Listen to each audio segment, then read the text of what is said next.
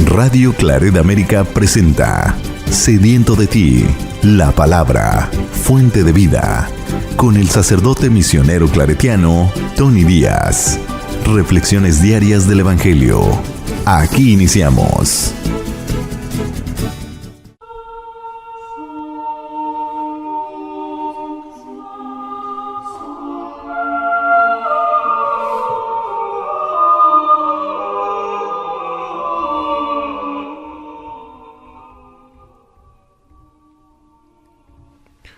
Bienvenidos hermanos a nuestras reflexiones del Evangelio del día. Hoy es lunes de la octava semana del tiempo ordinario. Lunes de la octava semana del tiempo ordinario. El Evangelio de hoy viene de Marcos, capítulo 10, versículos 17 al 27. En aquel tiempo, cuando salía Jesús al camino, se le acercó corriendo un hombre. Se arrodilló ante él y le preguntó: Maestro bueno, ¿qué debo hacer para alcanzar la vida eterna? Jesús le contestó: ¿Por qué me llamas bueno? Nadie es bueno sino solo Dios. Ya sabes los mandamientos: no matarás, no cometerás adulterio, no robarás, no levantarás falso testimonio, no cometerás fraudes, honrarás a tu padre y a tu madre. Entonces él le contestó: Maestro, todo eso lo he cumplido desde muy joven. Jesús lo miró con amor y le dijo: Solo una cosa te falta. Ve y vende lo que tienes. Da el dinero a los pobres y así tendrás un tesoro en los cielos. Después, ven y sígueme. Pero al oír estas palabras, el hombre se entristeció y se fue apesumbrado, porque tenía muchos bienes. Jesús, mirando a su alrededor, dijo entonces a sus discípulos: Qué difícil les va a hacer a los ricos entrar en el reino de Dios. Los discípulos quedaron sorprendidos ante estas palabras, pero Jesús insistió: Hijitos, qué difícil es para los que confían en las riquezas entrar en el reino de Dios. Más fácil le es a un camello pasar por el ojo de una aguja que a un rico entrar en el reino de Dios. Ellos se asombraron todavía más y comentaban entre sí: Entonces, ¿quién puede salvarse? Jesús, mirándolos fijamente, les dijo: Es imposible para los hombres, mas no para Dios. Para Dios todo es posible. Palabra del Señor. Muy bien, damos comienzo a nuestra reflexión. Jesús continúa en camino a Jerusalén. Lo encontramos en el camino donde viene a él un joven rico que se postra ante él y le hace esta pregunta un poco interesante, porque en la mentalidad judía pues ya tenían la ley mosaica para recibir o llegar a la vida eterna cumpliendo los mandamientos de Dios. Es muy probable que este hombre rico o joven rico, como a veces se le identifica, quizás haya escuchado acerca de Jesús y quizás vio en Jesús una forma más perfecta para llegar a la vida eterna. Y quizás por eso viene y se le planta enfrente y le hace esta pregunta de cómo llegar o obtener la vida eterna. Dice el Evangelio: En aquel tiempo, cuando salía Jesús al camino, se le acercó corriendo un hombre. Se le arrodilló ante él y le preguntó: Maestro bueno, ¿qué debo hacer para alcanzar la vida eterna? Esto de llamarle maestro bueno quizás es una expresión de respeto y reverencia ante Jesús. Jesús le contestó: ¿Por qué me llamas bueno? Nadie es bueno sino solo Dios.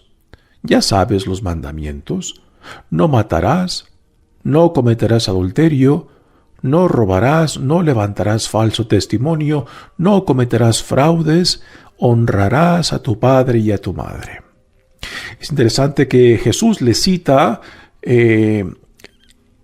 por lo menos 7 de los mandamientos, sin mencionar los primeros 3 que tienen que ver con la relación con Dios. Los que mencionan todos tienen que ver con la relación con otros, ¿no?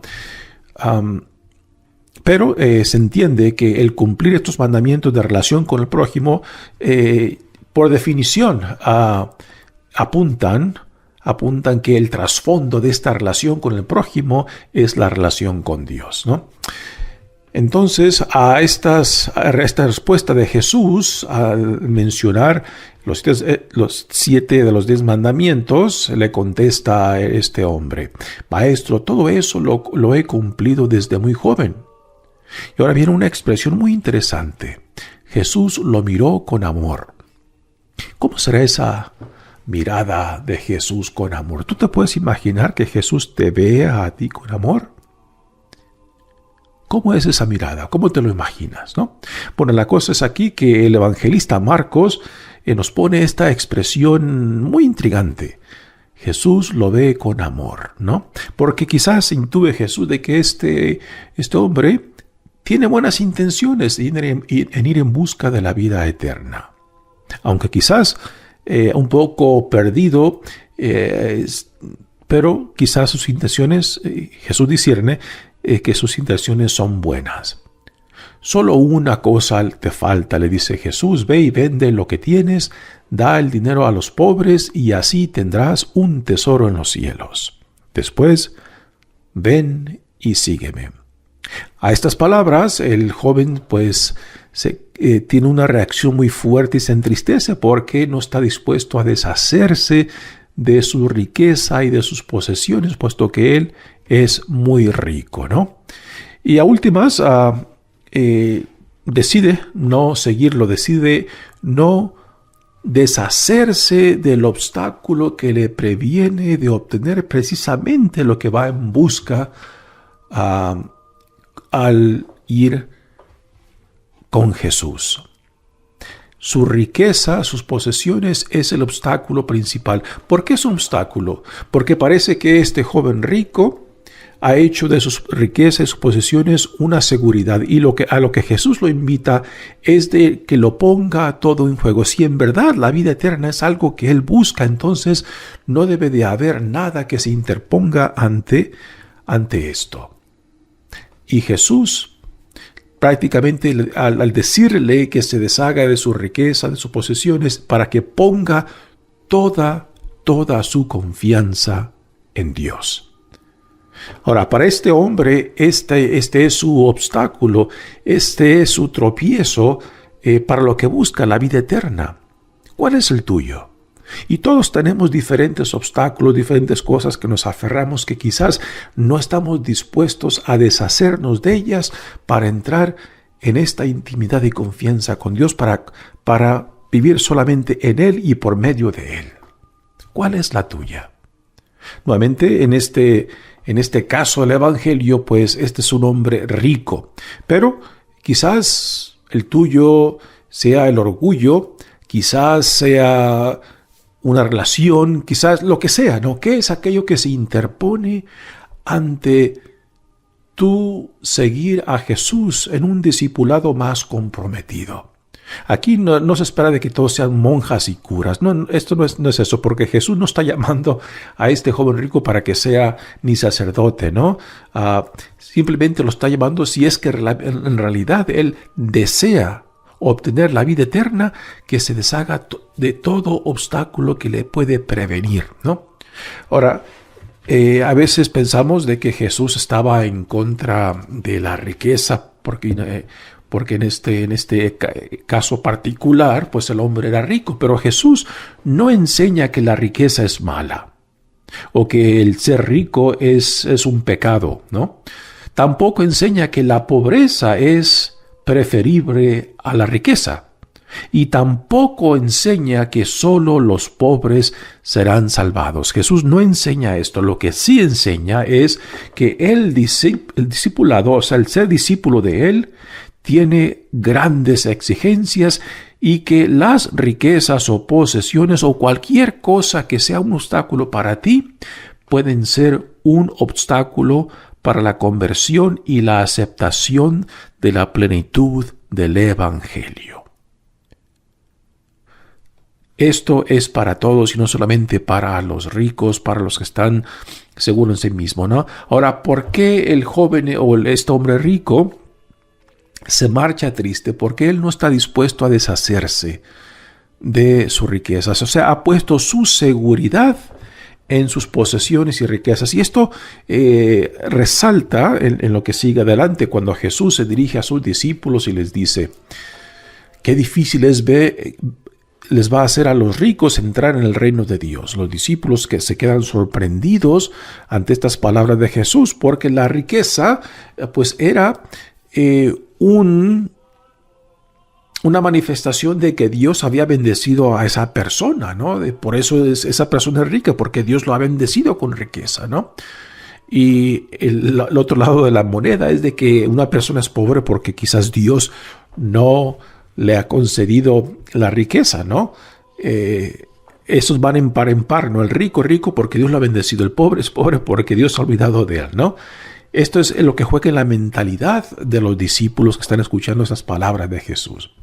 Ahora Jesús después continúa a esas primeras palabras. Dice: hijitos, qué difícil es para los que confían en las riquezas.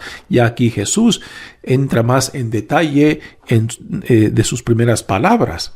No es tanto de que la riqueza sea un pecado, sino de que una persona con posesiones o con riquezas ponga toda su confianza, toda su seguridad en sus riquezas y posesiones. Aquí es donde la riqueza y sus posesiones se convierten en obstáculo. Pero igualmente podemos decir de alguien que es muy orgulloso, orgullosa, ¿no?